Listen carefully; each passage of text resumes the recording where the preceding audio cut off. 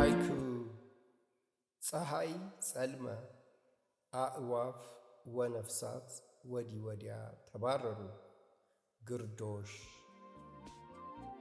ሴንሪዩ ሶላር ኤክሊፕስ ኦል አይስ ኢገር ቱ ሲ ዘ ሪንግ። በተነበቡት ሁለት ግጥሞች የሃይኩንና የሴንሪዩን መለያ ድንበር ማስተዋል ይቻላል።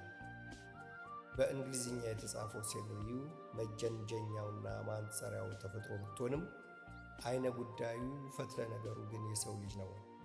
የፀሐይ ግርዶሽ ሲከሰት ሰዎች ሁሉ አይናቸውን ሰማይ ላይ ተክለው የሚጓጉለት ትዕይንት ቢኖር ፈረንጆች ኢንጌጅመንት ሪንግ የሚሉትን ለማየት ስለሆነ የተነበበው ሴንሪዩ መጀንጀኛው ተፈጥሮ ብትሆንም አይነ ጉዳዩ የሰው ልጅ መሆኑ ግልጽ ነው።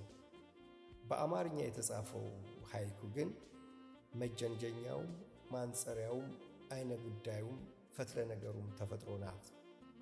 ግርዶሹ ሲከሰት ያለ ሰዓቷ ያለ ተለምዷዊ ዑደቷ የፀሐይቱ መጨለም ግራ የሚያጋባቸው አእዋፍ፣ አራዊትና እንስሶች ወደ የበዓታቸው ለመግባት ይራወጣሉ። ነፍሳት ሳይቀሩ ማደሪያ ጥጋቸውን ሐሰሳ ይወራጫሉ። ስለዚህ የተነበበው ሃይኩ መጀንጀኛው ማንጸሪያው አይነ ጉዳዩም ተፈጥሮ ናትና ግጥሙን በሃይኩነት መፈረጅ ተገቢ ነው። ሃይኩ ከተፈጥሮ፣ ሴንሪዩ ደግሞ ከሰው ልጅ ጋር የማይፋታ ጋብቻ አላቸው። ተፈጥሮና ሃይኩ አንድም ሁለትም ናቸው የሚል ገለጻ ሴንሪዩና ዘራሰብ አንድም ሁለትም ናቸው ይልሃል።